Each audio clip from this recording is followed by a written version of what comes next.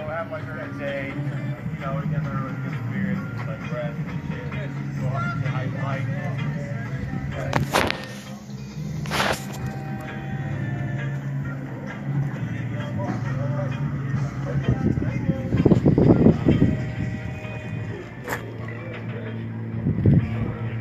Saludos terrícolas, estoy aquí en Fuel Music Studios en la ciudad de Fullerton.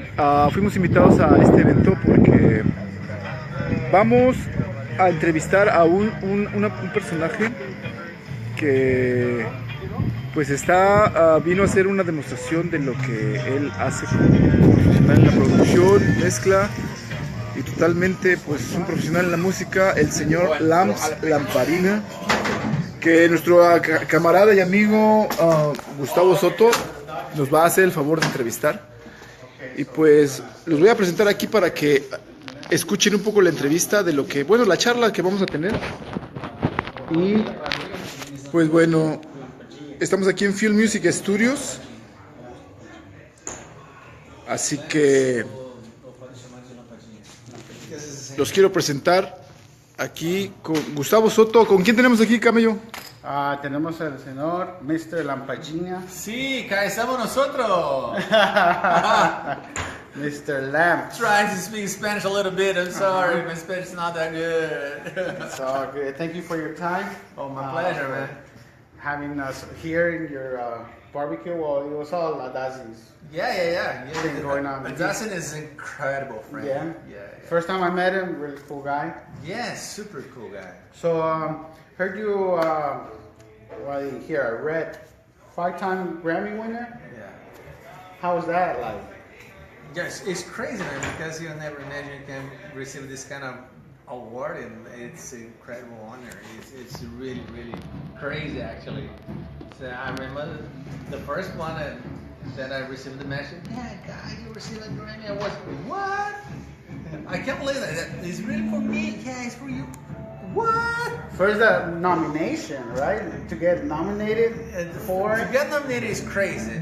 But that's the first step, no? Yeah. It's completely crazy, because you used to watch on TV and things like that. This thing used to happen with other people, not with you. And when it happens with you, you feel like, no. Probably it's a dream. No, it's a joke. Yeah. It's a kind of prank. Yeah. But you don't believe it. Absolutely. Even for the last one, when I received the notes, I was in the middle of a recording session, and yeah. So you just called it off, or what happened? No, the guy just sent me a man. The guy just sent me like, we're done. Man, you can't believe it. We won it. We won it what? Today is the Grammys night. It was, oh my God, I was in the middle of the recording session. It was, oh, wait a minute. There's another one around here. I can't believe it. It's really crazy, man.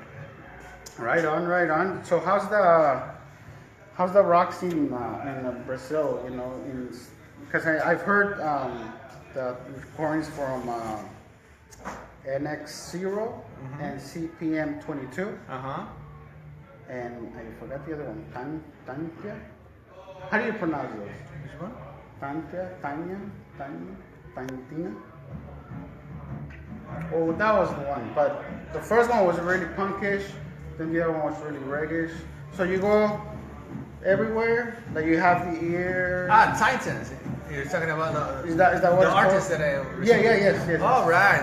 NX0. Yes. CPM 22. Actually, in Portuguese is CPM 22. NX0. Okay. Charlie Brown Jr. Yeah, I didn't get to hear that one. Yeah, and this Titans actually were pronounced Titans.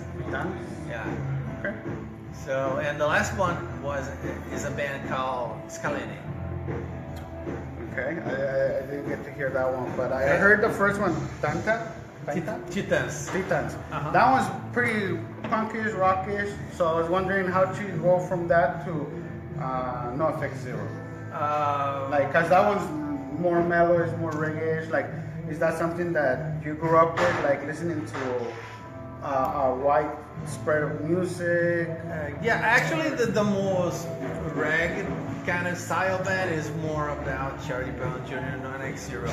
Okay. Yeah, X0 is more this kind of new kind of rock and roll band.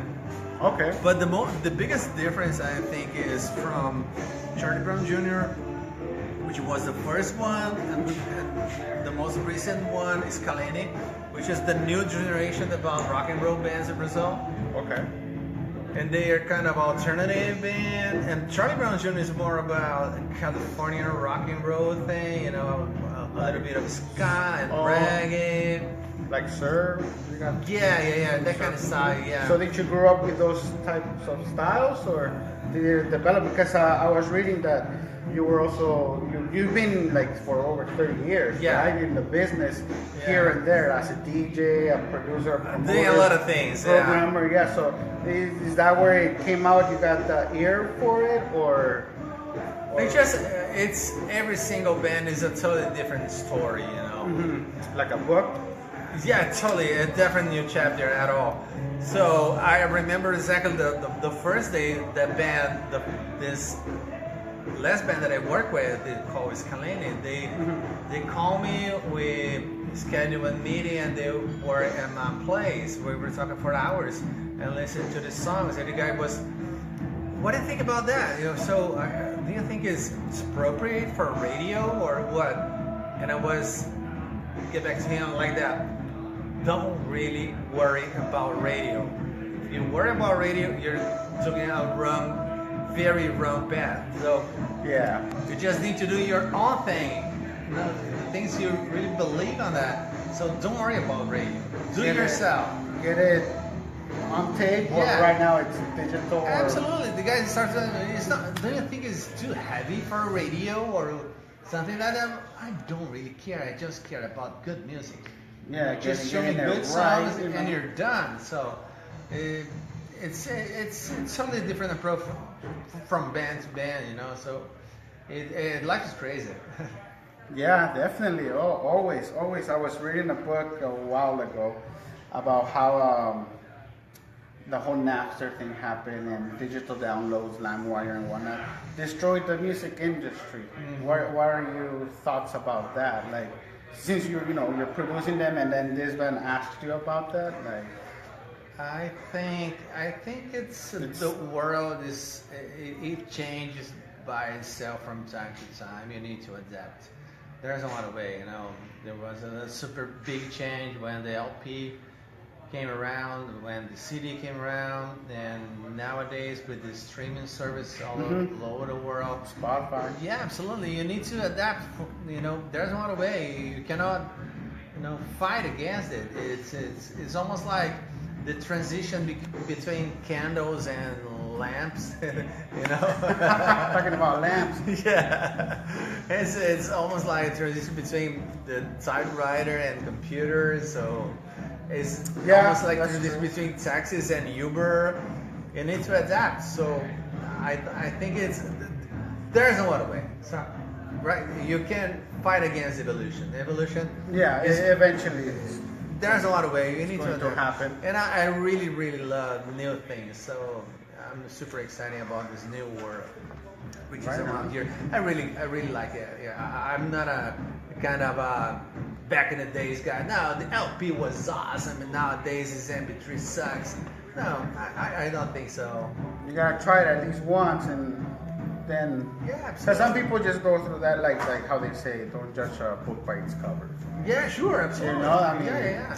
Always that's gonna happen, but eventually some people don't hear it. But that's why we're trying to get up. I'm 100%, totally adapted about this streaming things. It's crazy because you can listen anything you want with your cell phone, which is crazy, right? Now it is, yeah. I remember back in the days with the cassettes and things like that was bad. Yeah. You used to get to the stereo and record it. Yeah, it was crazy. You need to wait for an entire afternoon waiting for your favorite song, and the guy started to talk all over the top of it. So it was crazy. Nowadays you can listen anything you want, which is, for me, it's almost like a dream come true. I really love streaming. I know this is gonna sound pretty off the chart, but do you miss being a DJ? How were those days for you? That was fun. I was Yeah. 20 years old around that. Okay, 22. you were young, Absolutely. with energy. Yeah, Not that you don't have energy now, but you had a lot of energy. Yeah, much more than that. You're Than nowadays. discovering, you Yeah. And it was crazy because I was working with LPs all the time, all night long. When a lot of people don't know about this thing, but I used to work in nightclub as a DJ, playing hip hops and rap things all night long. So I know a lot about these guys, like the Giants, Grandmaster Flash, Kurt Oh Splow, yeah, that's a good Funkadelic, name. Yep. Sky, Brass Construction. So I know a lot of, and I'm still listening to that because it's really, really good. And it was really crazy. Any Africa Bambata? Yeah, absolutely. Oh yeah. there you Yeah, go. Snow That's the good Patrol. stuff. Yeah. Oh my God. Yeah. A lot of these things. So I remember the first time ever that I listened on radio, Rappers Alive from Chicago. Okay. Yep. Oh, the first time it was like, whoa, what is that? It was crazy. You had to buy it. And Absolutely. Play it again. I bought the 7-inch. It was crazy. I remember the entire song. It's almost 15 minutes. Yeah.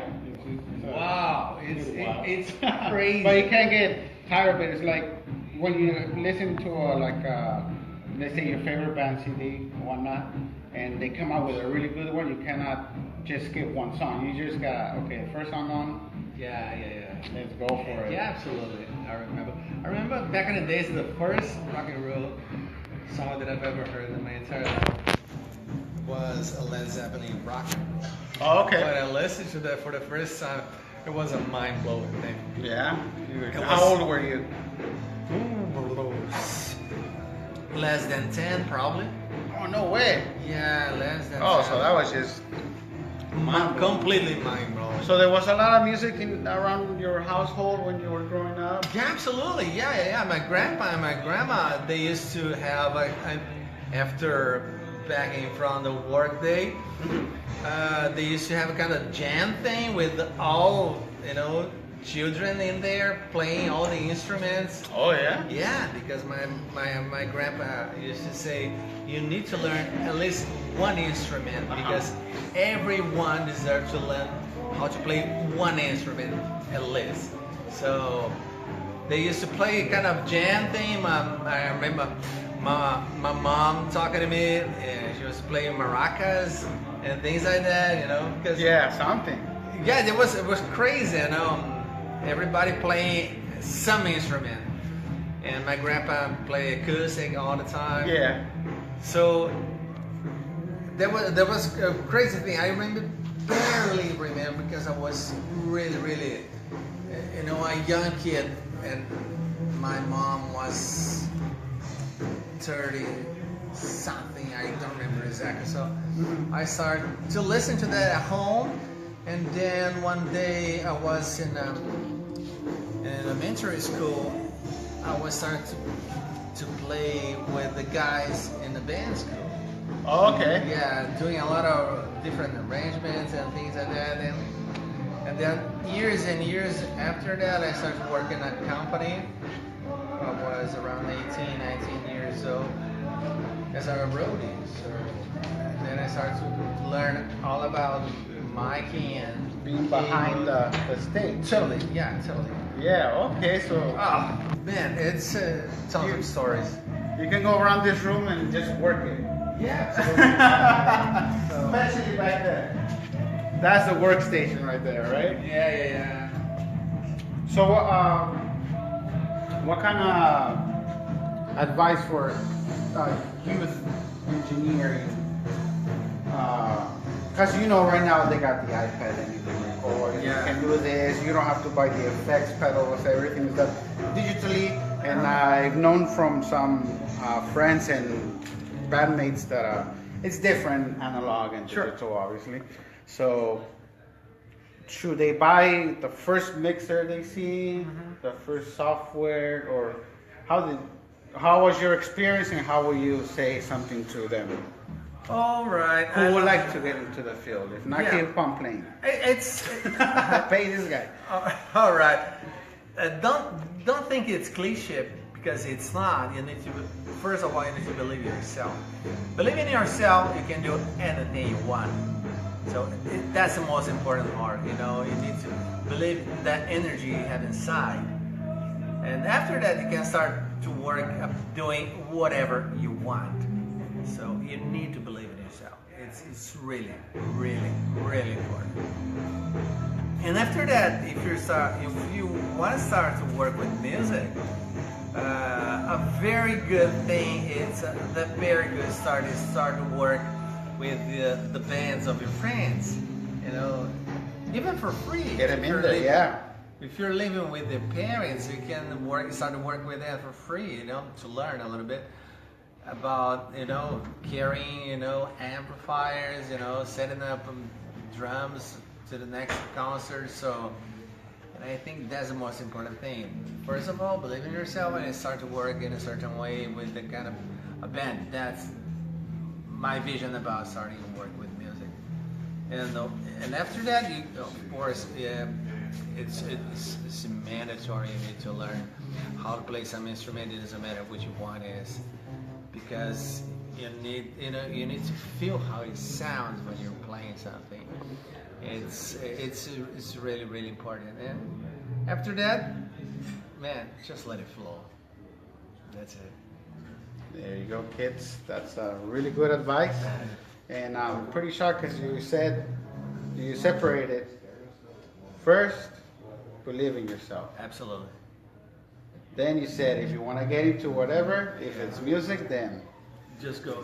or either way, you know, you can be, you know, in construction or whatever, you know, and then be an operator. But you gotta believe in yourself first. Yeah. You always gotta do that. Then. Information nowadays is everywhere, so Yeah. you can learn a lot of things on YouTube, or you can go to an. If you can afford it, you can go to a school, which is really, really good. MI is a good school. It's Well, I think it's the only one. Yeah, it's an incredible one, by the way. Yeah. And because I like to start to talk about believe in yourself when I start to work with the bands, because when I started to work back in the 80s, there wasn't any kind of school at the time, so there wasn't the internet, so Yeah. that's the only way to start to learn. So I'm still thinking like that. Of course, schools are super important nowadays. Yes. Education. Yeah, education is power. So if you can afford it, and a very good school or any kind of school, go for it. You know, because education is power. And it doesn't matter if you're getting this education from the internet or from a friend or from school. You know, I like to say you're a pro guy nowadays, and I'm a professional learner, because I'm learning all the time. You know. Yeah. I never thinking about, I know everything, because you start to think like that. That's the start of the end, right? So I'm always learning. Always. Yeah, as always. You gotta keep this greased up. Absolutely. You gotta put some grease on it and keep on going. That's true. That's very true. All right. What's your favorite mark or brand of mixer? A console? Console? There are a lot of. I worked with SSL for such a long time, so I really, really love that. Nowadays, speakers, I like to work with Genelix. I've been working for such a long time. And about microphones, I don't really care about brand. I just need to listen to that first, to know how does it sound. So, and after that, I can use that or not. So what? Yeah, well, it's been going on through your veins for a really long while. So the most important thing, man, is music. You know, it's the product. Yeah, it's to have very good musicians with good instruments, a good arrangement. And it's all about music. Gears are just tools. Yeah, that's true. That's very true. Well, I think that should wrap it up. All Thank right. you very much again. right, It's man. an honor Absolutely. to have you here. Thank you for your time again. My pleasure, man. Appreciate that. And Anytime. for you driving down here. All right. You saw Audaci's phone. Hi, Audaci. All right. Yeah, definitely. Thank you so much. My pleasure. Honor, sir. Oh. Thank you so much. My pleasure, man. Anytime. Just pay me a call, send me an email, whatever. Yeah, maybe you can go down to Burbank. Sure. Just pay me a call. Pues bueno, acabamos de tener una charla con el señor Pound Lampadinha, un productor y musical que la verdad ha ganado 5 Grammys latinos.